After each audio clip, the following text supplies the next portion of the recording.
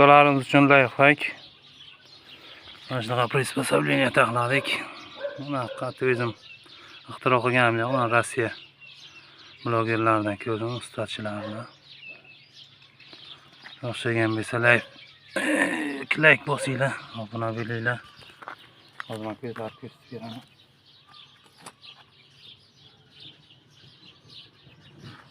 Juda ham qulay olib yurishga.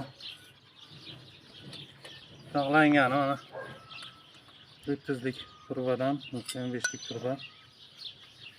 Shu yerni mana serli teshib olasizlar, oddiy juda ham. Mana yer 2 yer 5 uголникdan qo'yiladi. Shlakovlardan serilib ketmasligi uchun toshni qilib svatga qilib olasizlar.